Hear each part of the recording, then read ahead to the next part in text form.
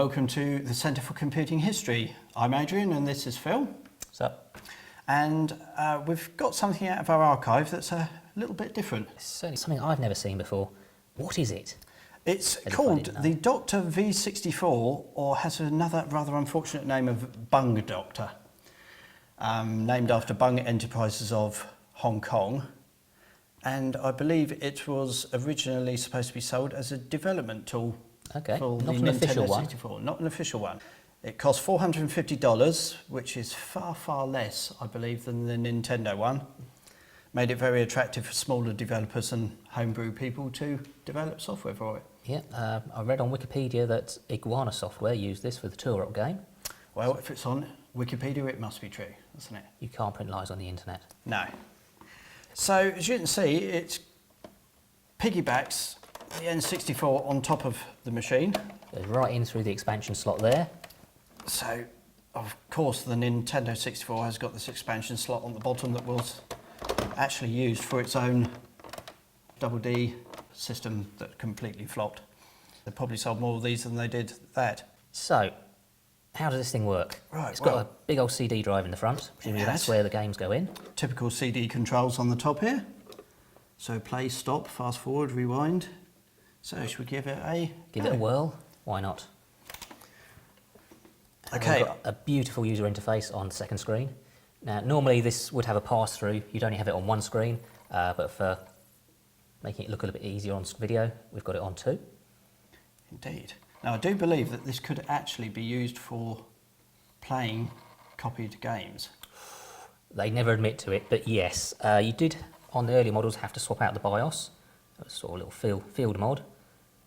But I imagine they were quite popular for that. Yes, press play here. Let's there we go. play. Yes, there we go. You can fit maybe 16 games to a disc, depending on how large they are. And it has to read in all of them. It's not particularly fast.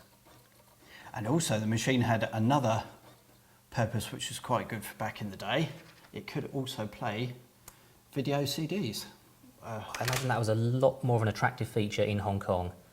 In Hong Kong. Video CDs never quite took off in the same way in Europe. They certainly didn't. Okay, so we've now got a list of games here, so... Are there any good ones? What should we play? Well, we could always play Cruising USA and show people a really, really awful game.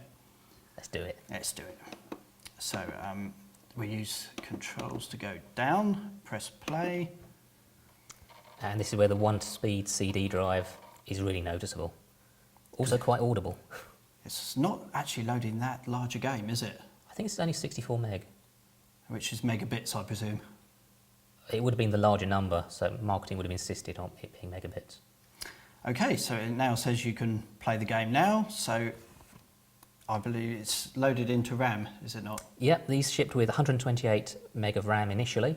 Later versions had 256, or you could again upgrade them yourself if you're willing to get a little bit dirty inside it. But from this point on, the N64 sees it as a cartridge because the expansion slot is a mirror of the cartridge slot. And I see we've got a pass-through cart on here as well. Yeah, the Mario Kart in the top is not used at all except for the region lockout chip. The adapter only passes through those data lines. Right, so we're not going to be playing Super Mario 64. No, we're playing a bad game. So let's turn the Nintendo 64 on. Fingers crossed. And there we go. I've never actually played this before, so let's see what it's like. It's from the arcade, but it's not a terribly good version. I think it's one of those things where... It's one of the early games. Yeah. Before they figured out how to use the machine. And to its full advantage. Very definitely. I think it was actually far beyond the capabilities of the N64. Okay. Oh, I'm in. Right.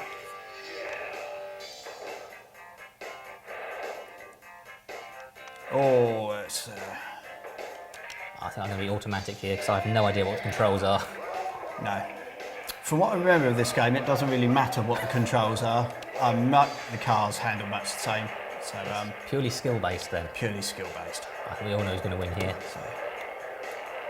So we're getting the full Nintendo 64 experience now. Oh dear. Pretty much loaded off of a CD.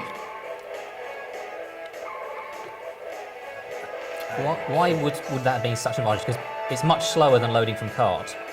I suppose it's the attraction. You could actually get more games onto a CD, I guess. This is a really terrible A game. convenience for legitimate game backups there. Yeah. Oh, this is a terrible game.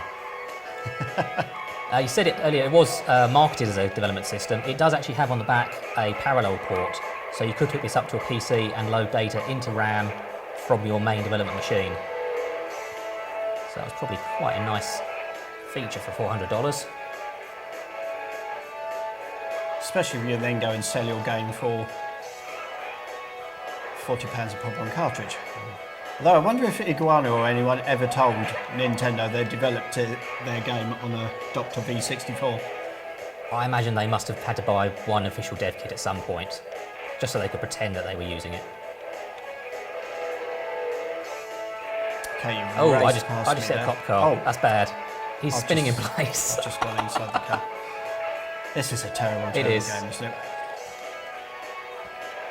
So, that's brilliant. What happens now if we turn the Nintendo 64 off? We could load another game, We presumably. could load another game. Oh, should we do that? 'Cause this This is awful. isn't it? So, Really awful. okay, so let's go for another one. So we're back to Back to now. the small do we screen. have to go into another memory, or do we have to I turn think, it you off? press, no, I think you just press the menu key. There's one on here somewhere. Ah, yes, menu key. Oh, So, that's brought up another menu here. so this would be the game backup and boot crack routines. This unit has presumably been modded by a previous owner, and it appears to have the full 256 meg of RAM. right. And there at the bottom is your PC data load option. We can also test the DRAM if we want to. Thrilling stuff. Right, so as we said earlier, this could also play video CDs. So I've got a David Bowie video CD here, also from our archive. You have to press And play. let's press play. And there you have it. There we go. It doesn't look much now, but if you're used to VHS, being able to seek around from chapter to chapter, Instantly, quite a thing. instead of the old VHS tapes. The only alternative at the time would have been laserdiscs, which were much more expensive. And so were the players. So, that, ladies and gentlemen, is the Bung Doctor from Bung Enterprises. It's a beast of a machine. It certainly is, and it's just one of the very, very many things we have in the archives here at the Centre for Computing History. Yeah, and So, thanks very much for watching. thank you. Pause. Yeah. I'm Adrian, and this is Phil, What's up? and we have... What? I was being casual.